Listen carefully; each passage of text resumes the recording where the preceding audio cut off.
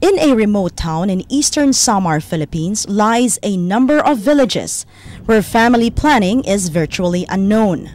Thousands of kilometers away from the city, often without electricity, barely surviving under extreme poverty, and with about 5 doctors for every 200,000 population.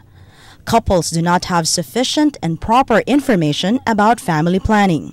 That is why it is no surprise that in this community, mothers have to deal with no fewer than 6 children at a time.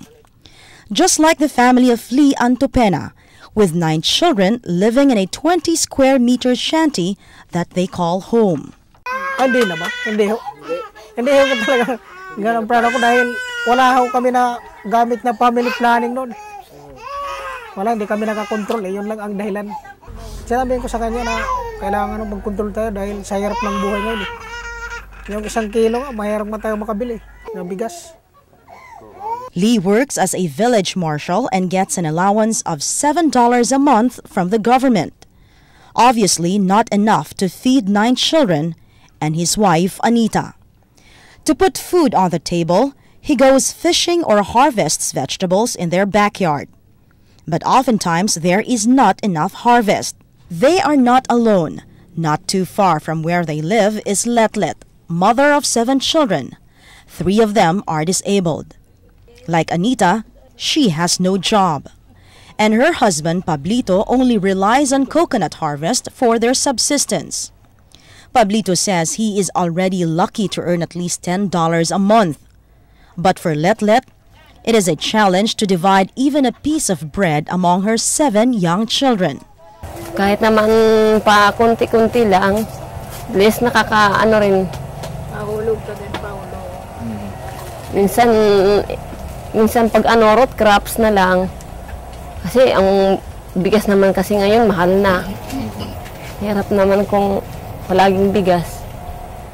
Mahirap magkaroon ng maraming anak kasi sa pag-aalaga na lang.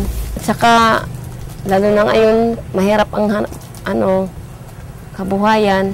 Kaya dapat inaano ko yung ibang magulang na siguro mabuti pa mag-family planning. But family planning is unheard of for most families here, says Erlinda, the only midwife in the village. She says that while they continue to introduce modern birth control methods such as condoms, pills, injectables, and ligation, the problem is couples could not afford these. Worse, Erlinda says most husbands have misconceptions about modern contraceptives, such as ligation.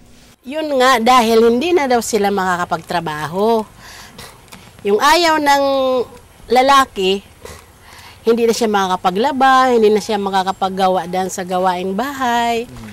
Yun ang ayaw ng mga asawa na lalaki. Tapos pinapaliwanag naman namin na hindi naman hindi na makakapagtrabaho. Natural lang sa sa mga first week, pagkatapos ng ligation, siyempre hindi mo na siya magbubuhat ng mabibigat. Pagkatapos within 1 month, pwede na siya magtrabaho.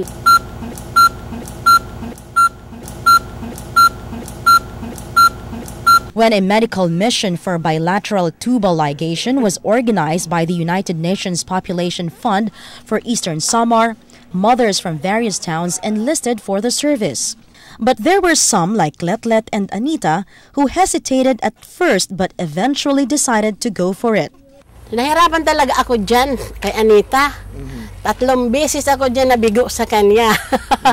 Pero nung mabalitaan ko na nag-bleeding pala siya, itong panganak niya ng kanyang bunso, talagang hindi ko na siya tinantanan. Inabangan ko na siya. Tapos yun nga, nagkaroon na ng UNFPA na magkakaroon ng ligation. The doctors who volunteered for the BTL medical mission are private practitioners who want to help educate couples on family planning. In Eastern Samar, they conducted the ligation procedures at the Felipe Abrego Memorial Hospital in Gian Town. Letlet and Anita are undergoing a permanent procedure, believing that it is about to change the life of their families for the better. Kaunting kita lang, marami magbubuntis pa. eh wala na. Kahit na may naiipong ka kaunti, ano din, magagasto. Eh, manganganak ka pa. Buti kung wala na, eh, ang purpose mo talaga, ang mo na lang mga anak nandyan.